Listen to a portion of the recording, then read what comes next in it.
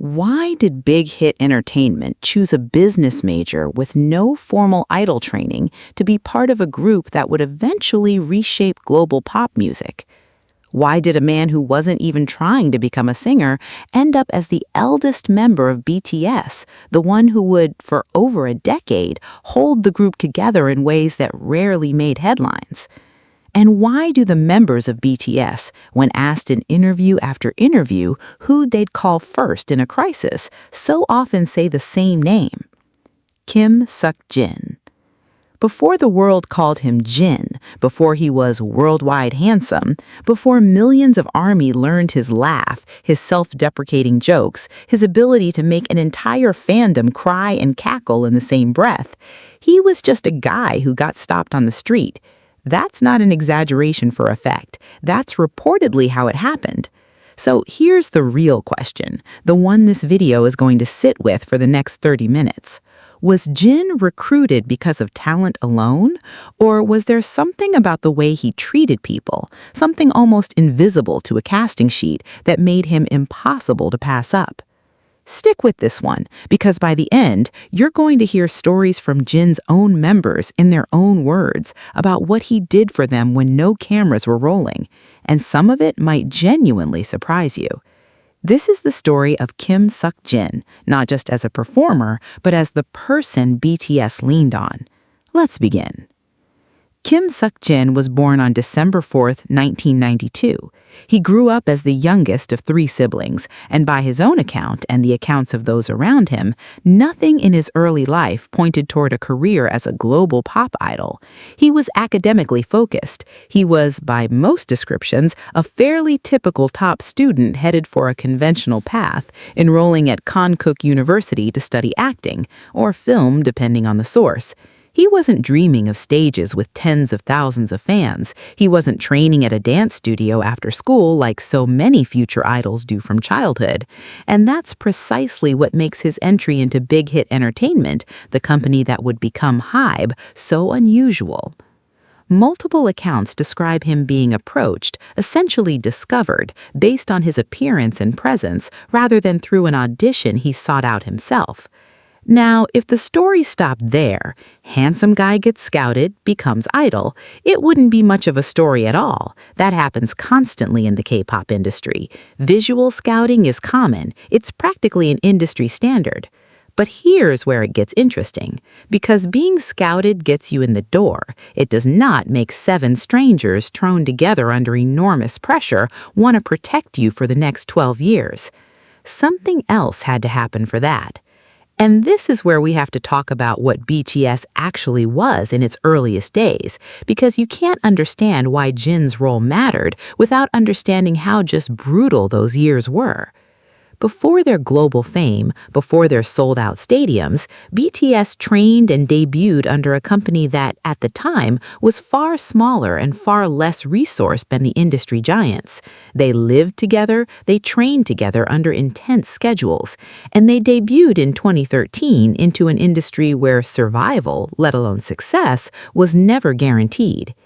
In an environment like that, personality isn't decoration, it's structural. It determines who burns out, who resents who actually makes it to the other side as a group rather than 7 exhausted individuals who happen to share a stage. And according to repeated, consistent testimony from BTS's own members over the years, not fan speculation, but the members themselves, in interviews, in documentaries, in their own words, Jin was one of the people who made the group survivable. We're going to get into specifics, real ones, because vague praise like "he's so kind" doesn't mean anything on its own. What we want to know is, kind how? Kind when it mattered, kind at a cost to himself. That's the thread we're pulling on. But first, we need to rewind a little further to a decision Big Hit made in BTS's earliest lineup planning that almost didn't include Jin at all in the way fans know him today. When BTS's lineup was being finalized, Big Hit was working from a formula the entire industry understood. You needed a leader. You needed vocalists, rappers, dancers, visuals, a balance of skill sets that could carry a group through years of comebacks.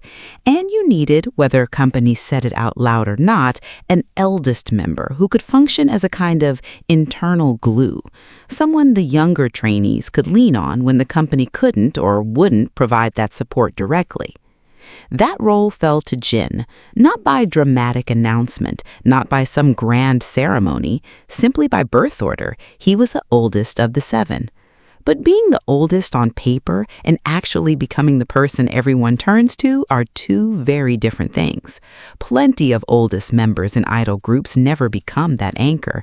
Some resent the position. Some simply don't have the temperament for it. Jin did. And this is where the story gets specific, because BTS's own members have said on record across years of interviews, documentaries, and variety appearances that Jin's approach to being the hung, the Korean term for an older brother figure used respectfully toward an older male, was rooted in something quieter than performative leadership. He wasn't trying to control the group. He was trying to make sure nobody in it felt alone. RM, the group's leader, has spoken more than once about the pressure of holding BTS together strategically, the schedules, the creative direction, the public face of the group's decisions. But leadership in the practical, day-to-day sense, making sure a stressed member ate something, making sure the mood in the dorm didn't collapse under exhaustion, often didn't fall to RM, it fell to Jin. Here's a detail that matters more than it sounds like it should. Idol trainees and debut-era idols in South Korea's system are frequently overworked to a degree international audiences don't always grasp.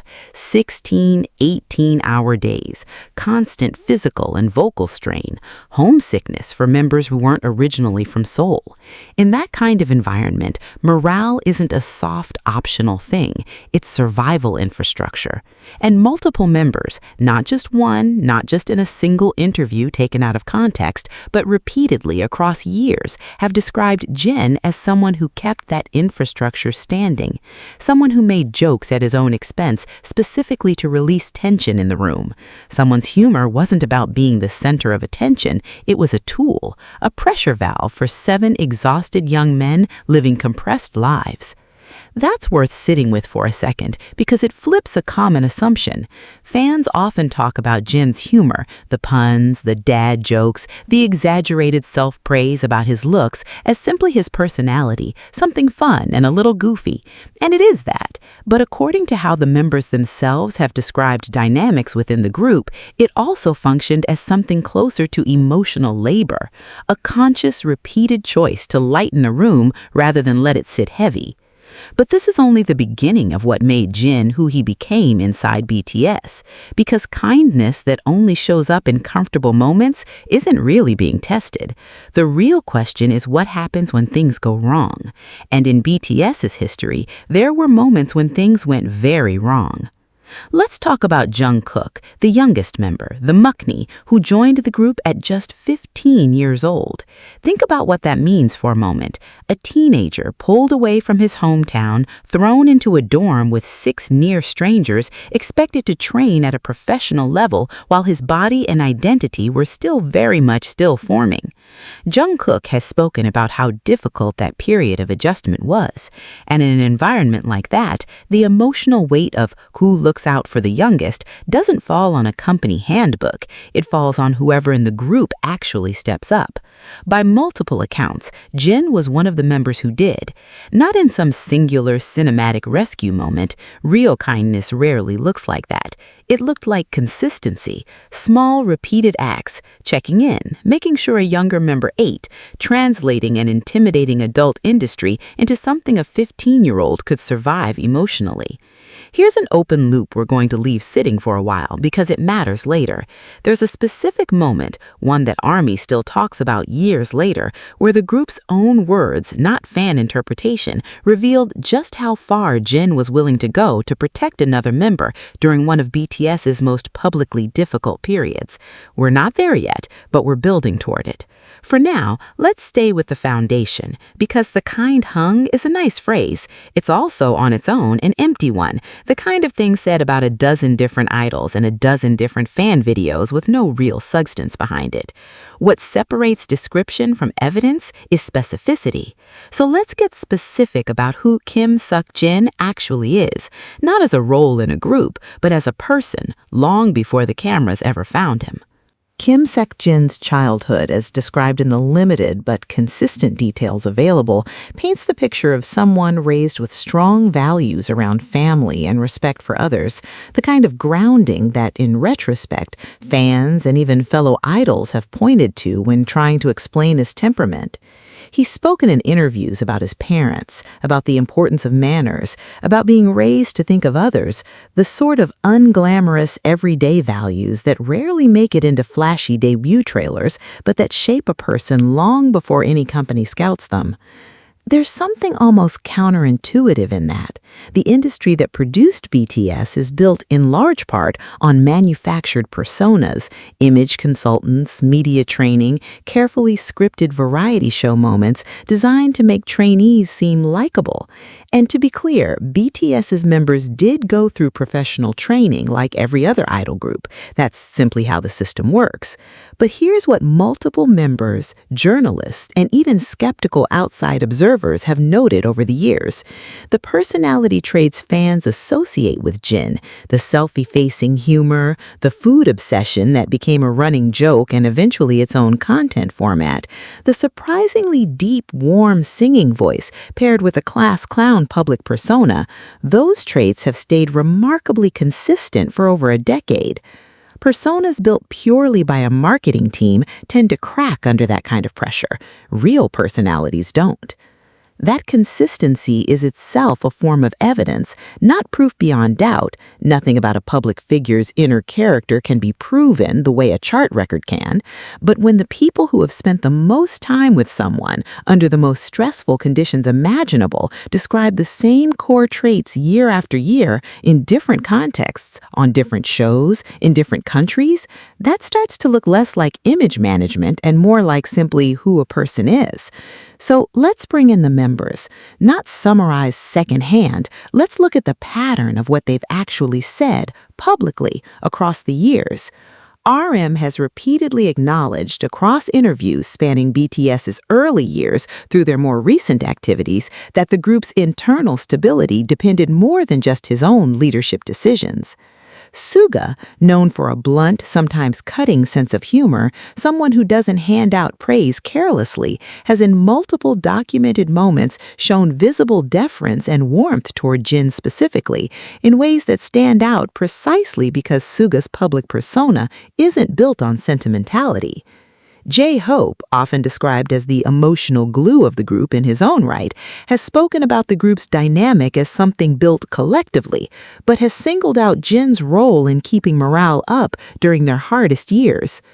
V has shared a particularly close, almost sibling-like public dynamic with Jin over the years, one that fans have tracked through years of content, live broadcasts, and shared moments, often noting a specific tenderness in how V talks about him. Jimin and Jungkook, the two youngest members, have both spoken, at different points, about looking up to Jin, not just as an older figure in the abstract, but as someone who made the earliest, hardest years of their career survivable. Notice what's happening here. This isn't one member saying one nice thing on one show. This is a pattern repeated across 7 distinct personalities, 7 distinct relationships over more than a decade of public life under extraordinary scrutiny. And that pattern is the actual foundation of the claim this video opened with, that Jin's kindness might be a defining, structural part of why BTS became what it became. Not the only reason, not a replacement for 7 extraordinarily talented individuals and a body of work that speaks for itself, but a real documented thread running underneath it all. Here's where we widen the lens for a moment, because there's a broader industry context that makes this even more significant. The K-pop industry, historically, has not been kind to its own idols.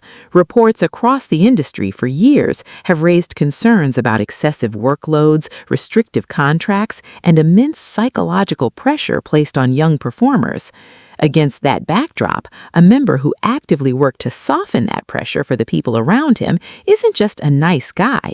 He's someone who, in a system that could easily have eroded a group's internal trust, chose to, repeatedly by all available testimony, to build it instead. But here's where we have to be careful, and where this video is going to hold itself to a higher standard than most content about idols online. Being well-liked by your bandmates is not by itself evidence of being the reason BTS succeeded, or of being kinder than all other idols, as dramatic as that comparison sounds. That's a claim this script cannot verify, and it won't pretend to. What we can responsibly say is, within BTS specifically, across specific, repeated, sourced testimony from the other 6 members, Jin's role as an emotional anchor is about as well documented as any internal group dynamic in modern K-pop history. That's the real story, not hype, documentation. And that documentation gets even more compelling once we start looking at specific, dateable moments, because general reputation is one thing, behavior under acute pressure is another. That's exactly where we're headed next. Let's talk about one of the clearest, most publicly documented tests of character in Jin's career. Not a rumor, not a fan theory, but an actual, real-world event with a specific timeline: his military enlistment. South Korea has mandatory military service laws requiring most able-bodied men to serve, typically before a certain age threshold. For years, there was intense public and industry debate over whether BTS members would receive some form of exemption given their extraordinary contribution to South Korea's cultural exports and global reputation. It became, at various points, a genuine matter of political and media discussion. Ultimately, no blanket exemption was granted in the form some had speculated about, and as the eldest member, Jin was the first among BTS to face enlistment. He officially began his military service in December 2022.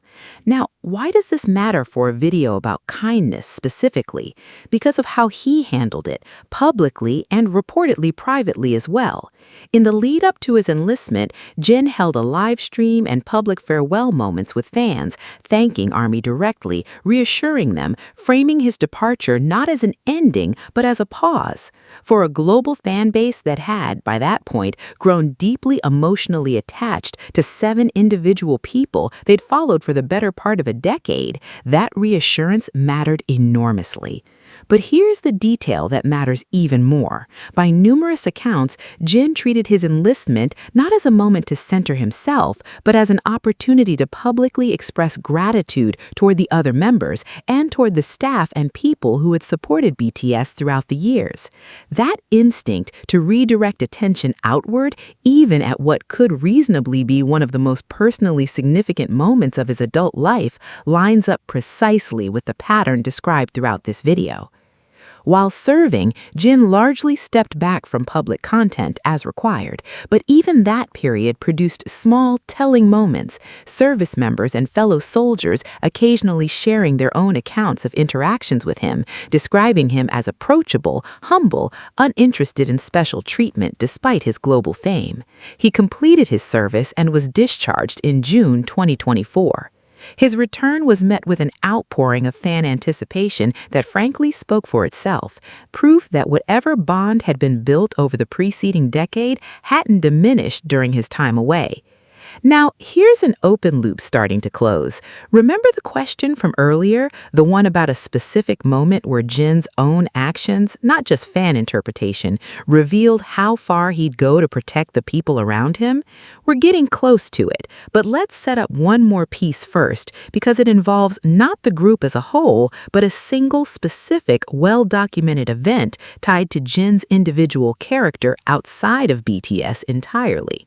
In 2022, Jin was appointed as an honorary ambassador for South Korea's promotion of Expo 2030 Busan.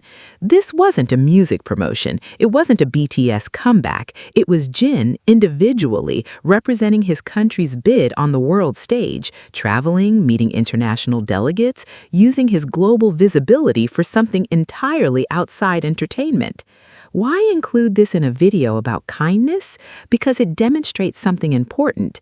Jin's instinct to give of himself, his time, his platform, his energy, wasn't limited to his bandmates. It extended to his country, to causes outside personal gain in moments where there was no direct career benefit to him at all.